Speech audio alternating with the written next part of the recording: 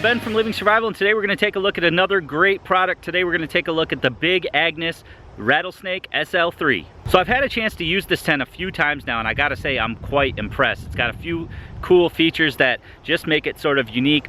It's a nice size tent with a nice amount of headroom. I do have a Kelty Trail Ridge 2, and I absolutely love that tent. If you guys subscribe to my second channel, Living Survival 2, you know that Chris and I picked that up last year and we used it a few times. There are times, however, when I take the dog, for example, or I take my daughter, when I do need a little bit more room. The Trail Ridge 2 is a 2-person tent. The one I'm going to show you today is a 3-person tent with plenty of room for those occasions. Now, I've had plenty of tents over the years from top brands, and I gotta say, I'm really liking the big Agnes line of tents, especially this one. It's got the integrated mtnGLO. I'm gonna show you what that is in a moment. So let's go ahead and get it set up, and I'll walk you through some of the features. So this is what it looks like in the stuff sack. Pretty small for a 3-person tent. I put the soda bottle down there just for reference. You could certainly break this up as we usually do. One person carries the poles and the stakes, other person carries the tent and the fly, making it quite easy to pack if you're using it for backpacking. Trail weight, which is minus the stakes, is 4 pounds 11 ounces. Add in the stakes and the stuff sacks and you get to 5 pounds 4 ounces. So not the lightest, but not bad for a 3-person tent. One thing that's nice is that it's a generous stuff sack. Nothing is worse than when they give you too small of a stuff sack and you're constantly just having to cram and cram things in there. It's also a high quality ripstop. It's got, you know, high quality cordage on it, so there's definitely something to be said for that. The poles and the stakes also have very nice stuff sack made of the same ripstop material and large enough size that you don't have to cram everything in there. The rain fly that you'll see in a moment and the floor is made up of a sil poly urethane coated ripstop material, so it's going to work real well to repel the water and the moisture. One thing that I definitely recommend is either buy the footprint for this tent, or what I've been doing is just laying out a blue plastic tarp underneath it.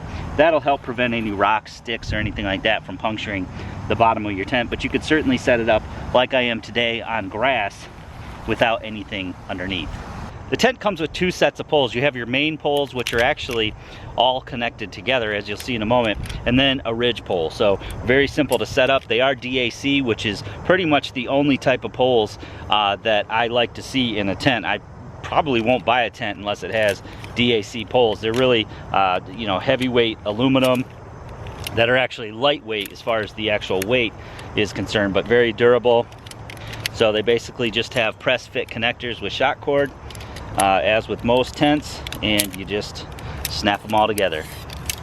So as you can see, it just makes one big pole, and then you have 4 grommets, 1 on each corner, that you place the end of the poles into.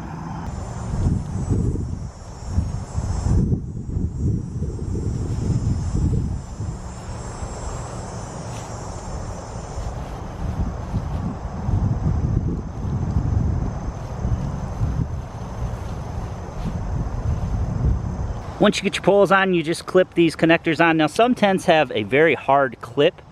It'll actually just snug right down on there. I like these because they're loose, so it allows them to basically go to where they want to go. It also prevents breakage too. Sometimes when they're clipped on there snugly, when you go to click them off, especially in the cold, I've certainly broken my fair share of clips. So these I like a lot better, that they're sort of loose and they just hug the pole.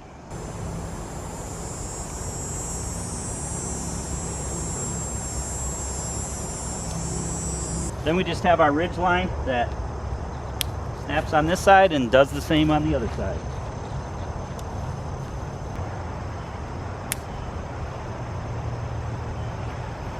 So what that top ridge line does is it actually spaces out the walls of the tent. It also gives you a little bit more height on the edges there, as you can see. And I really like that. It's a very simple and effective pole system. It just works great. So let's take a look at the tent before I go ahead and put the fly on. You could certainly use it in this configuration if it's a hot night, sleep out under the stars. Each time that I used it, I did put the fly on just because there was a chance of rain, but you can fold the doors back in a way that you don't notice much of a heat gain even with the fly on. Now, one thing that I really like about this tent is this part right here that's sewn in. You sleep on this side as your head end, And what that does is it prevents people from basically seeing you from a distance. If cars are coming into a campground, for example, you're below that to where they can't see. Now, some tents will have the mesh coming all the way to the ground, and this just provides that little bit of extra privacy to the bottom of the tent when you're laying down in there and sleeping. So I found that to be really cool. The other night that I used it, cars were coming past me and they couldn't see in through that part. Now on the back side, on the foot side, it is all the way open, so you can take that into consideration when you're pitching this tent. So the SL3 has this half door on both sides, and they have this thing what's called their quick stash, which is really nice, that you can just take this door and put it behind this piece of webbing here, and it keeps the door open and out of the way without having to roll it back. They call that their quick stash. Pretty convenient, pretty useful. On the inside of the tent here, there is plenty of room.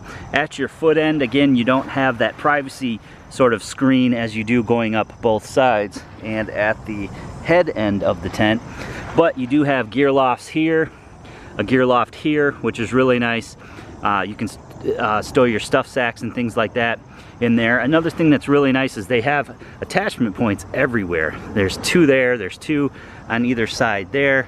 There's 1, 2, 3 on the ridge line. This is your mtnGLO adapter here. This takes 3 AAAs and then it plugs in via USB. And there's actually LED lights sewn in to the top of the tent here, which is super cool. It goes down both sides, and they've made it durable enough that you can stuff this tent right down and not hurt the integrated LED lighting. So this just has a little pocket up here that you can put the mtnGLO into, and then there's a button here that you can use to turn it on and off. So very cool system there. I'll roll in some shots of that as well. So the coolest part about this tent by far is the mtnGLO system. Awesome for kids, awesome for anybody really. You just put a couple AAAs in this little system, in this little case, and then it slips right up in there. It's just got a push button to go high, low, or off. And then you actually have LED lights that are sewn into the top of the tent. I also have my little lantern here, but I can turn the lantern off.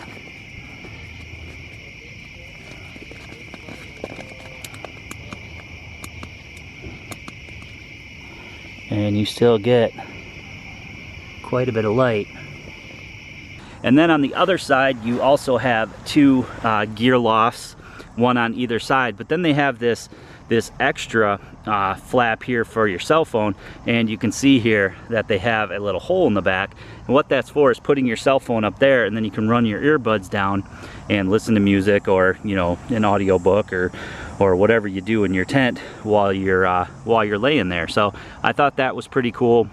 These are definitely very handy to have. A lot of tents put them at the perimeter, and you know, they can get wet with moisture throughout the night. And if you have a pad in the tent, sometimes they're harder to access. So having it right above your head is real nice. I was laying right underneath this the other night, and I just kept pressing my button on my cell phone, you know, to change songs or something like that, and I could do it right through this mesh. So I found that to be quite helpful. On the inside of the tent, again, it's got that sill poly floor and the mesh going up with the privacy sides, I guess is what I'll call them. You can see that you have another door on the other side as well. So the stakes that come with this tent, similar to a lot of other tents that I've tried, just come with these cheap aluminum stakes. You can see I've bent a few. Really, these are just meant for, you know, soft conditions like grass or soft soil, sand. You're probably going to want to upgrade the stakes if you plan on using them in any other environment. You can get heavier duty aluminum stakes, you can get titanium stakes, you can get plastic stakes, and you can even make your own wood stakes. But for today, they'll do the job. I'm just going to stake out all 4 corners. Before you clip down the fly, it also has 2 hooks here that hook on to your ridge line going across the center of the tent. So you want to clip those on. That'll just keep the center of the fly where it should be. So the fly on this tent is very high quality as well.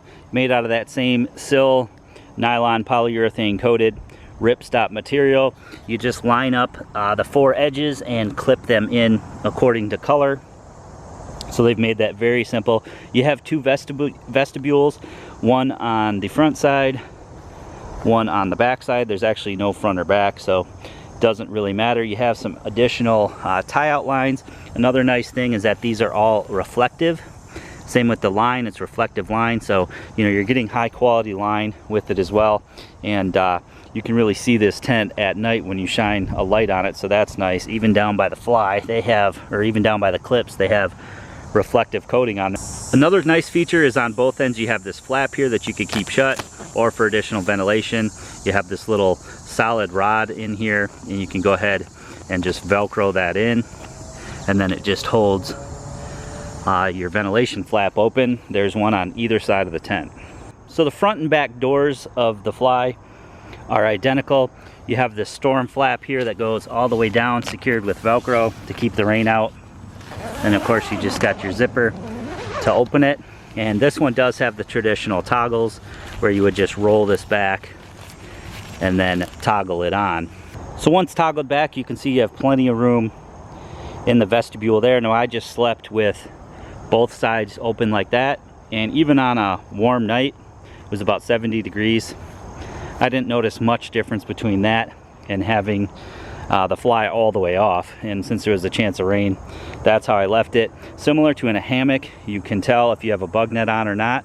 That mesh, even though it's mesh, actually does retain quite a bit of heat. So not a whole lot of difference between just the mesh and the Fly as far as retaining heat, and I found the ventilation to be adequate even with the Fly on a warm night.